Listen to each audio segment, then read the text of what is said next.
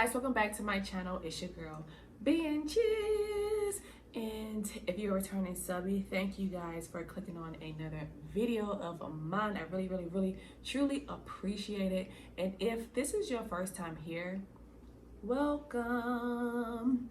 And also, you might as well go ahead and think about going ahead and hit that subscribe button, because you don't want to miss any cute videos that I have for you guys. You don't want to miss no video, so make sure you go ahead and subscribe to my channel.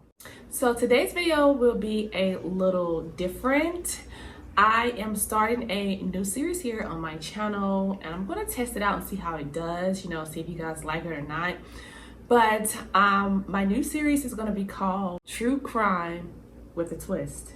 I'm going to be talking about true crime, and also I'm going to be doing my makeup while I tell you guys these crazy stories. So if that interests you, I hope it does, stay tuned for this video. This is my first video of talking about true crime, so I'm a little nervous because I don't know if I'm a good storyteller, but you guys will be the judges. Obviously you guys will let me know for a fact if I am or not. So without further ado, we're gonna go ahead and jump into the look and also into the story. So for today's story, we're going to talk about two college girls that attended Middle Tennessee University, or MTSU. Clantina, aka Tina Stewart, and Chanterica Madden. Tina was a student athlete. She was 21 and she was going into her sophomore year of college. She was also known to be like a really girly girl, but once she got on the court and did her thing, it was beast mode.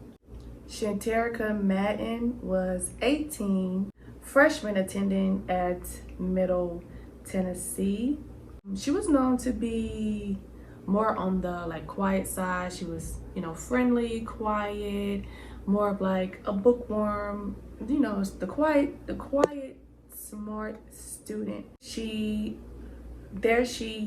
I think she had a major, but I tried to look up on an article to see what her main major was, but for some reason the link was tripping, so I wasn't able to see. But I know her minor, if I'm wrong, you guys will just correct me in the comment section down below. Her minor was criminal justice, and in the hopes of becoming a lawyer one day. So the apartments placed these two ladies together as roommates because they had similar backgrounds. They both were from the same city, which was Memphis, and they were the first two people in their family that attended college at this time. So that was pretty big, and that is something that those two have in common as well. So Tina had high hopes of hoping that one of her teammates can be her roommate. That would be lit. If you could have your teammate, you already know each other, you already know each other's vibe, that's your friends, blase. But instead she ended up with Chanterica as a new roommate. So at the very beginning, they seemed pretty friendly. Hey girl, how are you? This is what I like to do, this is my major. Everything seemed pretty cool between the two. The energy didn't start off bad. It's just what it was. You had a new roommate, you got to get to know them. And they broke the ice, because it'd be that awkward feeling when you first move in with somebody that you don't really know. So both of them kind of moving forward had high hopes of them being decent roommates, or being cool roommates at the time, which we all hope moving in with a stranger. But soon all of that changed real quick. Okay, so a few weeks goes by. The girls are in school doing their thing, and all of a sudden there's kind of a shift in the air, and things wasn't being as friendly as they were at the beginning of, you know, the school year, or when they had both first moved in with each other. And this shift change kind of began when Chanterica started using Tina's, you know, belongings, like her dishes, basically anything that didn't belong to her and it was Tina's. Oh man, that triggered Tina to the T. You know, I get that, you know, having a roommate and they using your stuff without asking for your permission or anything like that. You know, I feel like that's just, you know, courtesy. Decent courtesy of asking somebody, like, may I use this? I know it's not mine, but can I use this until I get it. Whether it's a cup, silverware, a plate, food, whatever the case it may be at the time. So like I said, this really triggered Trina's emotions when Chanterica was using her belongings without her permission. If you ever had a roommate in college, girl, you already know how the vibes is when somebody's using your stuff and you bought it with your own money and they decide to take it on themselves to touch your stuff without asking. I don't mind, as long as you ask me first. We're good. I would ask you before I touch any of your things. So the girls both had like different backgrounds, and that's why I don't understand or see how they end up rooming together. Maybe it was like a last minute decision, you know, that the apartments decided they wanted to do, but I don't know.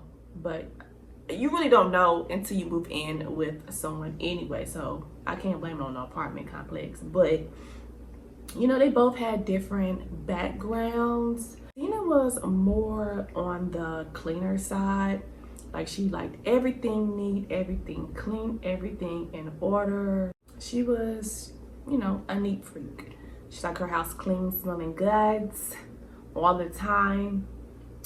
But on the other hand, Chanterica, she was the total opposite of Tina. So you already know how they go. She was more on the messier side than Tina, so she would like leave her dishes and stuff around the house, or maybe she may leave a cup on the counter and, you know, not wash it out, or leave dishes in the sink. So already that's kind of like a red flag for, you know, Tina, because I feel like maybe Chanterica is a little bit more like carefree. Tina would start to now realize like some of her groceries and everything would start to like disappear. So she like, hold on, what's going on? Because I know I had this and it ain't even in the refrigerator anymore. You can't play with nobody's food, man. You cannot play with nobody's food.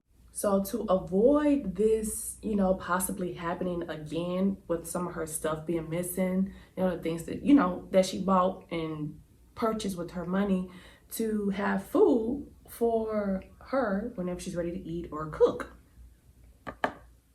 Tina then starts putting sticky notes on like all of her food in the refrigerator. It was basically like divided. Like, Chanterica had one side of the refrigerator and Tina's stuff was on the other side of the refrigerator. It was like straight down, like, you know what's yours, I know what's mine. We ain't gotta cross that line. You know, when it gets to that point to like I said, I've had my experiences with, you know, college roommates and stuff like that. You know, you want what's yours. You paying your money to live off what you buy, and someone else is eating it without a care in the world to even ask you, like, can I have some? But moving along, Tina was more so of like a social type of person. So, you know, she would have friends and stuff that would come by the house. You know, they would chill in the living room, hang out, do what normal college kids would do.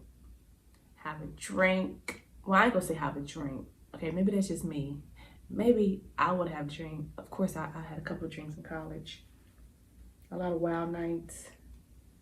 Man, okay. It's not about me. But you know, they would, you know, do normal college stuff, hang out, listen to music, and chill and vibe out.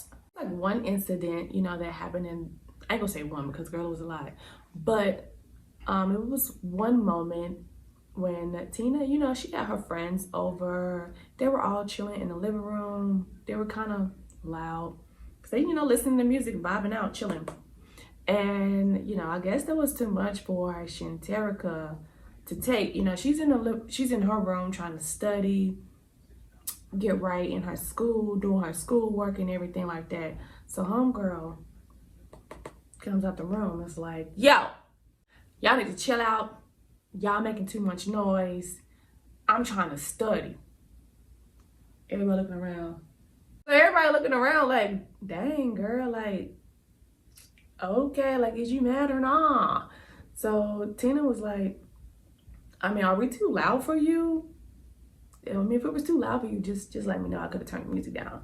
But Chanterica wasn't trying to hear that, girl. She came out there and was like, nah, y'all need to turn this down now. Right now, okay? Because it's too loud and homegirl was just trying to study. Well, y'all don't blame her. If you're trying to study, that's just how it is in college when you have roommates. So I get it, you know. She came out, said what she had to say, and went back into her room. So whenever Chanterica would have her friends over, and you know, they started kind of peeping how her attitude would change once she got home to her own residence, saying like she would like be very, very quiet coming in the house because she didn't want to disturb, you know, her roommate. She didn't want to disturb her roommate, and she didn't want to get into it with her roommate. So she wouldn't talk as loud, she wouldn't laugh as loud, like she was just kind of keeping everything on -5. One particular day, you know, the friends were over there. Chanterica's friends were over there chilling with her. Like I said, they noticed how she started acting and how she was acting. And they had came home, they had ordered pizza or brought in pizza, and they were chilling in the living room, chilling and relaxing, doing their thing, hanging out. So Tina comes home and she comes in she was looking down like at her phone. So she walks into the living room, looks up, looks at Chanterica and was like, you need to clean this up when you're done, or you better clean this up when you're done. So I already know the friends is kind of like, what the heck is going on? Like, what's wrong with her? Like, why she got a tube? Like, we just in here chilling pizza, you know, having a good old time. So one of the friends, you know, goes to washes his hands because, you know, they be eating pizza and stuff. So he just wanted to go wash his hands. So he washed his hands, but ended up using the wrong soap. And the soap he used had TS on it. So Chanterica goes over, rushes over there into the kitchen and was like, no, don't use that one, use this one. This one was hers. So they both had everything labeled in the kitchen. So Tina had her stuff labeled and Chanterica had her stuff labeled. Or if it wasn't labeled, then Chanterica already knew it was hers. So she told the friend, like, no, don't use that, use this one instead. So he kind of like, dang, like, what's up? Like, it's just soap. But in Chanterica's eyes, it was like, nah, it ain't no just soap. That's Tina soap. Like, no, we ain't about to do that today. And I don't want to hear it. She don't want to hear it. Friends did notice, you know, like, TS was basically everywhere in that kitchen, even on the silverware, the spoons, the forks, each individual spoon and each individual fork had TS on it. Like, baby, don't touch my ish, because this is mine. Like, Tina had all of her stuff initial with her initials, like, this is mine. So that did not need to be touched. So, you know, you're in college, you know, you be having your college booze or whatever. So Tina, she had her little college boo. She had her little college boo. His name was KC. And she started bringing him around the house. That kind of made Chanterica a little bit, you know, uncomfortable. Which I can understand that. Especially if you're not, you know, used to having guys around the house, or, you know, or just being around guys like that, period. So it was one incident that happened in the kitchen. Like, Chanterica was basically in her fridge looking for some snacks to eat, browsing the fridge, and Tina's boyfriend just happened to just like come into the kitchen, and Chanterica turns around and freaks out. Like, she freaks out, starts screaming. So one day, Chanterica, you know, she was in the shower, not knowing anyone was gonna be home, or she thought no one was home, for one. So she's in the shower, chilling, getting her vibe on, relaxing, and, you know, doing her thing. So apparently she heard like someone like open the bathroom door, and like I said, she didn't know that anyone was home. So she, you know, walks out, try to peep around the corner, like, okay, I know, maybe I thought I heard somebody coming in the door, walking in the door in the bathroom, or trying to open it. So, you know, after she's done or whatever, she walks out in the hallway, and she had like a robe on or like a towel on, and that was it, you know, because she's in the comfort of her own home. Girl, she hits that hallway and sees Tina's boyfriend sitting in the hallway by Tina's door. She flips out again. She flips out again, screaming, running to her bedroom like, I can't take no more. I can't take no more. The girl, she was going crazy. So she was screaming, yelling, and she went straight to her. So now, like, the tension is like really rising now, because it's like, okay, this dude didn't saw me in my little robe coming out the bathroom. I already don't like him being here, you know. She just didn't like the vibe. So she goes in the room, still freaking out. She calls her mom, like, yo, Ma, I can't take this anymore. Mom was like, okay, girl, what's going on? So she tells her, you know, Tina, she has a boyfriend over here. Like, I don't like it. Like, I feel uncomfortable. She's just going in on the phone. So the mom is like, you know what, baby, I'm mad too, and that is unacceptable. And I need to call somebody to see what we can handle, because no man should be in an apartment with 2 college girls. So Tina's mom calls like the apartment management that was over the off-campus apartments. I guess it might have just been like a regular apartment complex. And, you know, she called them, telling them about the situation at hand, and that, you know, telling them that we all need to like have a mediation, or the girls need to have a mediation, because it's getting to become too much between the 2. So she calls them complaining about the incident and everything, which kind of made things a little worse. So after all that happened, after Chanterica, you know, calls her mom about the situation, and Chanterica mom calls the apartment authorities, or, you know, the college campus apartment authorities, not authorities, but whoever was like management at the time at the apartments. One afternoon, Tina goes and confronts Chanterica about the situation. Like, are we going to have a problem, basically? You know, we could have talked as 2 adults and tried to figure something out without you having to go run to your mom, tell your mom about the situation, and then now your mom is calling the apartment management, and now they contacted me saying whatever. Chanterica like, nah, I'm good. You know, she leaves the apartment after Tina comes and confronts her about it, you know, the whole situation of her mom calling the management and stuff. So basically, at the end of the day, the mediation that Chanterica mom had set up for the girls to, like, you know, have a discussion to kind of like dissolve their issues that they have in the house. It never happened. 2 months later, after them, like, you know, moving in, being roommates, you know, both of their like academics started to fail quickly. The girls both, they both wasn't like doing their best in school because of the stress, to believe it or not, but not even to believe it or not, because girl, if you got a lot of things going on at home, you ain't gonna be focused on some of the most, you know, the important stuff that you gotta take care of.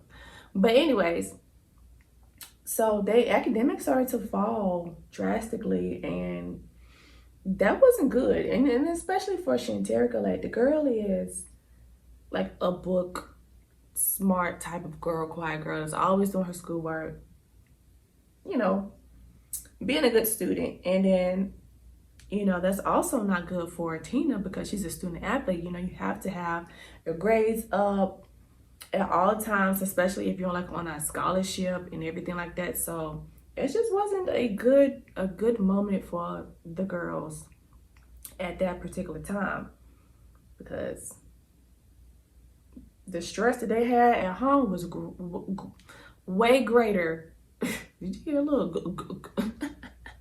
Was way greater than, you know, schoolwork. So that's how high the tension was at their home. Like they couldn't even do their regular academics work. They just all what was on their mind was each other and not wanting to be around each other.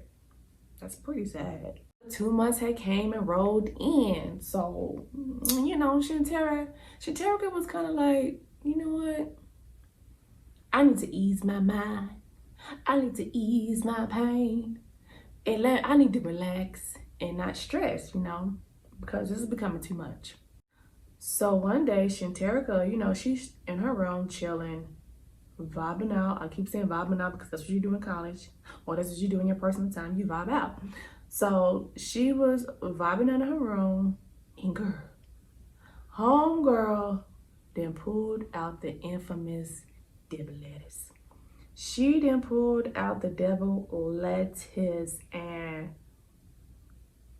not giving no F's, she gonna spark up. Y'all know what the devil lettuce is. Y'all already know. Okay? Y'all already know. Y'all already know. So she sparks up, trying to release some stress. Breathe in, breathe out, inhale, exhale, feel the vibe. So her roommate, Tina, smells it like, hold on now. What we got going on here? That don't smell like no air freshener. So she goes into Chanterica's room and is like, now you know. Well, she ain't said that cool, but you know, she bust in there. Well, not really bust in there, but she went into Chanterica's room and was like, what are you doing? You're not supposed to be doing that. Like, why are you smoking weed? I cannot have that. I am on a scholarship. I'm on the basketball team, and if that is found in my system of secondhand smoke, I can lose my scholarship and I can get kicked off the team. So, you know, Tina, she was not having that, and shoot, I would have been right there with her, like, especially if you got something, you know, this is something that you want to do, to possibly maybe make a career out of. This is something that you love, and this is also what's getting you through school. So I totally understand that. Like, come on now, you can't be doing that. Like, if you're gonna do it, let me know and I can just leave. Or, you know, go on a balcony or something. Like, why are you doing it in your room? Like, we're in the same household. And if they, you know, my coaches or whatever, you know, test them for the devil lettuce, she can get kicked off if that is in her system. So she goes off on Chanterica, like, you don't need to be doing this, like, I can get kicked off the team. Just going off, basically. So, you know, Chanterica was like, get out my room, I can do what I want.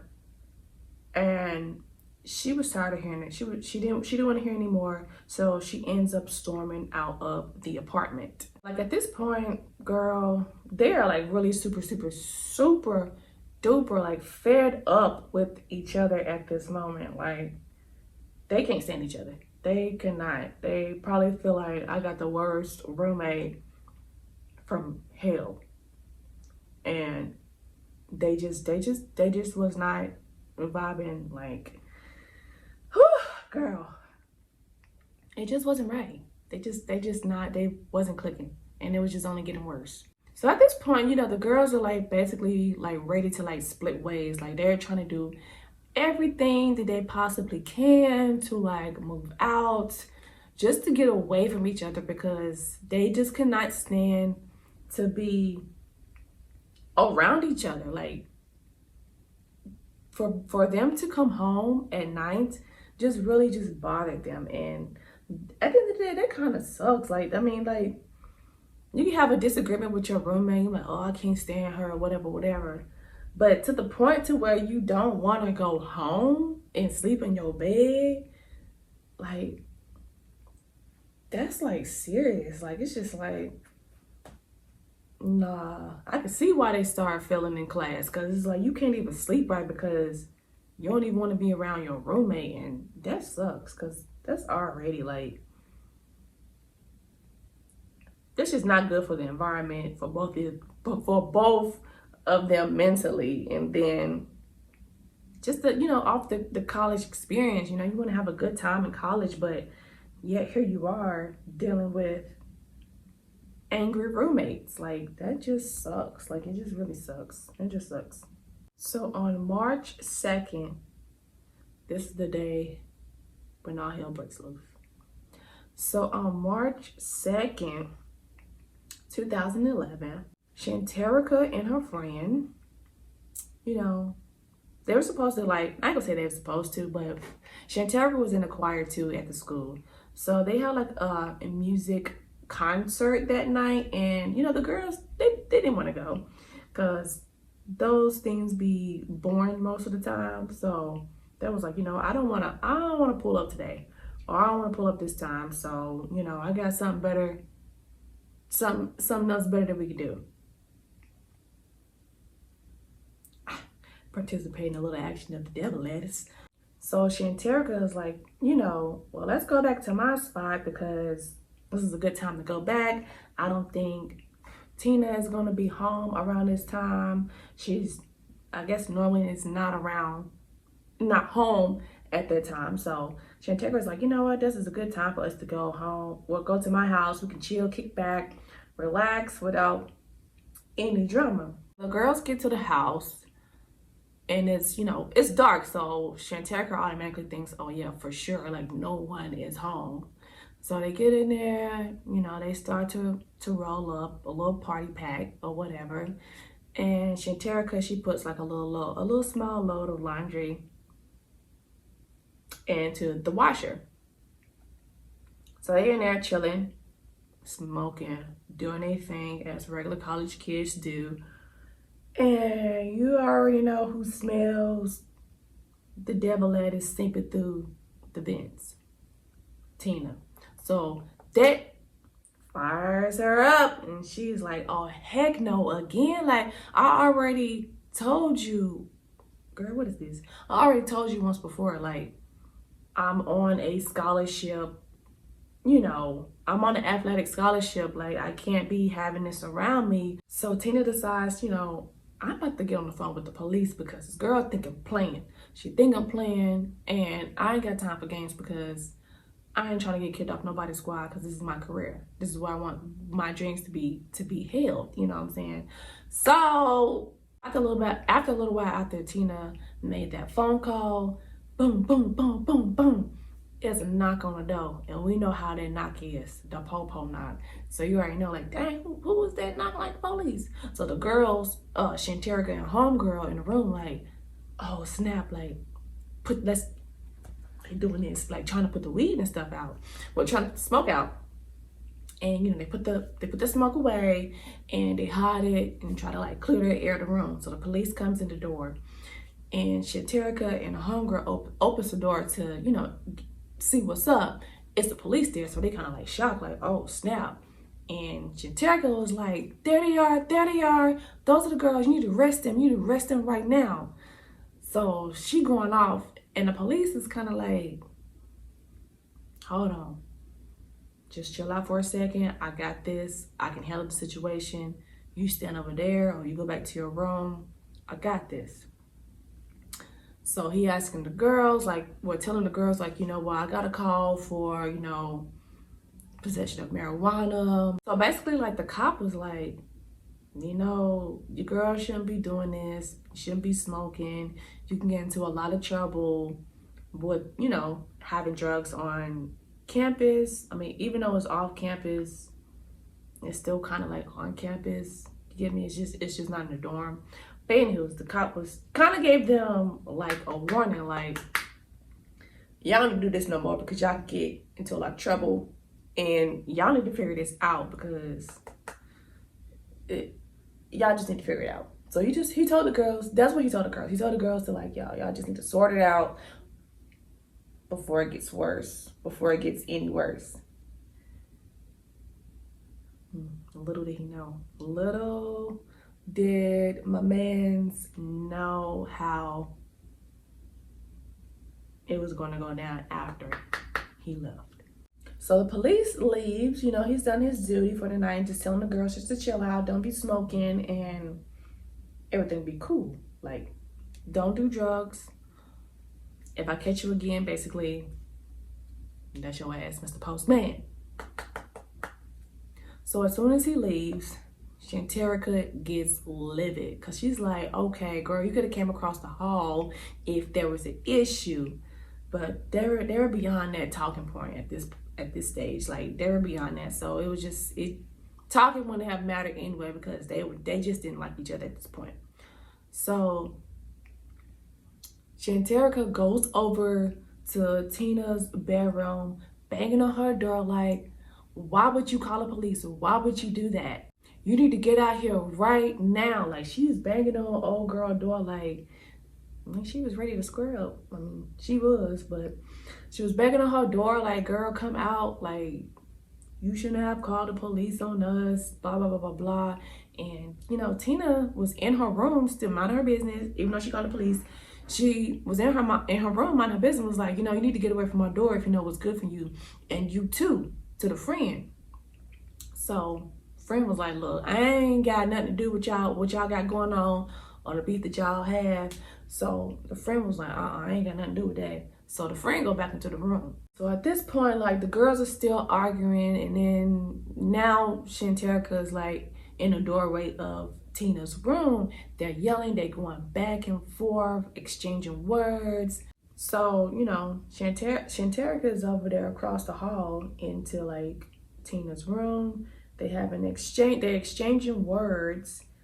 And then as like, supposedly as Chanterica is leaving, Tina kind of like pushes her like out of the room. And from there, honey, that's what started the brawl. The girls went wild. So there's like this huge fight going on. They're fighting. Chanterica's friend had the door closed. Like, she was in Chanterica's room. Like, she can hear like everything. So she's hearing all kind of like stuff knock over. She's hearing her friend say, oh my goodness, my head. Like, she just hear all, as you would hear like how a fight would be in the house. Stuff breaking, stuff knocking over. So after a while, after they, you know, fought or whatever, the Chanterica friend was like, you know, okay, everything quiet now. Maybe the fight is over. Maybe they squashed it. They got all their anger out, whatever. The friend comes out of Chanterica's room and was like, kind of like tiptoeing. Like, is everything all right? So she like tiptoeing out of the room and was like, Chanterica? She was kind of like hesitant because she didn't know what was going on. Like, it just kind of like just stopped immediately. So she's calling for her friend, looking for her friend. And as she's kind of like walking a little bit down the hallway towards Tina's room, Chanterica pops out, was like, everything is fine. Everything is okay. So the friend was like, okay, all right. But before Chanterica homegirl left, she did notice that Chanterica had like something in her hand. She wasn't really sure what it was, but she did notice that she had something in her hand. Like it was like a little blanket or something that she had in her hand. So, you know, she wasn't really thinking too much more after that. She was just like, all right, well, I guess they resolved the fight, so I'm gonna go on my merry way and I'm about to dip because y'all wildin'. So next thing you know, the boyfriend is calling Tina's phone. So I'm not sure if they were supposed to get up that night or whatever, or if they had plans for him to come over. I'm not really too sure. But he had started calling the phone, and he had noticed, like, you know, when he called the phone, it would ring, but it would be ignored as if someone is pressing ignore to ignore the call. So he like, huh? That don't seem like baby girl. That does not seem like baby girl. That doesn't seem like my girl. So he kind of ended up getting like this eerie feeling, like in his gut, like something ain't right. Something is not right. So, you know, he's like calling and calling Tina's phone. Nothing is happening. So he was like, you know what, bumping, I'm about to go over to her spot just to check up on Tina, because he kind of, you know, wasn't feeling right. Like he just felt like something was wrong. You know, you can kind of get that feeling when things are just really, they ain't right. So he decides to go over there, but he also gets a text message saying, you know, don't worry about coming over, or don't come over tonight. You know, like I said, it just did not sit well with him. So he like, nah, I'm about to go check up on my girl. So he goes over there to the apartment. And once he gets there, he noticed like, okay, her car is still here. So he's walking closer to the building. He gets to the building, well, you know, getting closer to the building, and she stays on the 3rd floor, and he can see her apartment from like where he's at. And there are no lights on in the apartment. So he like, nah, something is up. So the boyfriend already had the key to the house. He had his own key or whatever. So he goes up to the apartment, opens the door, and guess who's right there by the door? Chanterica, right there. So she immediately is like, she's not home. She says it a couple of times, like, she's not home. So he like, man, bro, whatever. Like, get out of my way. Like, he starts calling, yo, Tina. So he walks past Chanterica, heading towards Tina's room. Chanterica is kind of like, you know, trailing behind him, like real super close, as if like, dang, like he about to go in the room. Like, I don't want him to see what I just did. So he goes into the room and see his girlfriend laying down in a pool of blood. He freaks out. He starts yelling. He starts just freaking out, crying, like, oh my goodness, Tina, like, I got you. He's just frantic right now. So at this time, while he's trying his best to like care for Tina at that state, Chanterica dips out the house. She's out trying to run loose. So the first person he calls is 911, you know, to come out here immediately, and that his girlfriend is bleeding and there's blood everywhere. So after he gets off the phone from 911, he immediately calls Tina's dad to let him know. But he's like, you know, going crazy over the phone, like, you need to get here quick, it's blood everywhere. So the dad now is in like panic mode now, because he's like, what do you mean, what are you talking about? Because he was kind of surprised to see that phone call from her boyfriend, because he's like, you know, why are you calling me? So he calls the dad, and the dad was like, oh snap. So he was on the way to the house, or either to the hospital. So Tina was rushed to the hospital, and unfortunately she was pronounced dead upon arrival. So this is just a sad story. Like, at the end of the day, it's really super sad. So back at the crime scene, Chanterica is out hiding in the parking lot somewhere. So she's hiding, like, you know, trying not to get caught, because she ran out the house once the boyfriend had arrived. But eventually she ended up, just giving herself up to the police. And and Tina's boyfriend is out there tripping and flipping. Like, who wouldn't though? Like, bro, you just killed my girlfriend, or vice versa, if whatever the situation would have been. Like, he starts flipping her, like, I loved her, like, why you take her away from me? Just going off, like, oh, I cannot imagine. So soon after, the whole incident had happened, news starts to spread like wildfire. Like, it's like spreading all over town. So everyone starts to hear about, what happened to the student athlete at Middle Tennessee University, and how, everything, it was just tragic, it was just a tragic situation that had happened between the two, or what happened to Tina. Well, some of like Chanterica friends, either was just on like social media. Her homegirl said that she saw it on Twitter and was like, I can't believe what I'm seeing. She saw R.I.P.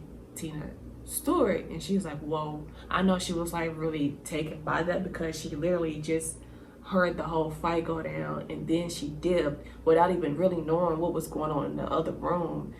That's just so crazy. So on May 2nd, 2011, Chanterica was convicted with second-degree murder. She decided to plead for self-defense. And the reason why she pleads as self-defense is because, like I said earlier, when she was, when she confronted, Tina, of why did she call the police on them after, they were smoking or whatever. And she had turned her back, and then that's when Tina had pushed her. So she wanted to go off that, as far as like saying like, oh no, it was self-defense. Like, I was trying to defend myself because I felt like my life was in danger at that time. But the kicker was that kind of like messed her up to try to like plead for self-defense was the things that she did after the fact. Like, after she committed the crime, she tried to cover up her trail, basically. Before I go any further, I did miss some stuff. So the incident in the room, like when Tina went in there, they were talking, going back and forth, and she was about to leave, and Tina pushes her. They got into the scuffle, and what caused the murder was that Tina, saw a knife in the room, and she saw it, and she picked it up, and she decided to stab Tina a few times, and that is what causes Tina's death. So I didn't mention that earlier. I do apologize. I missed past that somehow, but I just wanted to make sure, because I didn't really mention like how she, was killed. So like I was saying, like, what happened afterwards was really what kind of messed her up for, pleading for self-defense. So she began to like text Tina's friends using her phone, like, don't come over, like, just basically trying to like delay anybody from coming over to the house, because she just murdered her roommate. She didn't want anybody to come over because she wanted to cover her tracks. She wanted to try to possibly clean up her whole murder scene. The blanket that her homegirl had saw that she had in her hand, that was a blanket, and it actually had the murder weapon in the blanket, and the whole time the friend didn't even know. So what Chanterica did was take the blanket with the murder weapon in, and she ended up throwing it in the dumpster behind the apartment complex. Basically, her actions after the crime really made her look guilty, and the jury just wasn't really going for the whole self-defense because of the things that she took part in afterwards. So the jury basically, rejects her whole claim of self-defense. And on July 17, 2012, Chanterica Madden was sentenced to 25 years plus an additional 4 years for tampering with evidence. So at the end of the day, this is like a really like super sad story because both families end up taking a loss. One, you know, lost their life and the other one is locked up in jail. And Chanterica is not eligible for parole until at least 26 years of her sentence is served. So like this story is just crazy because I can feel the tension, like just researching the story. Like it's like, dang, like, you know, when you're in college, you have your own experience with your own experiences with your roommates and stuff. You go through different things, but this one is just so unfortunate. And you know, continue to fly high, continue to store it.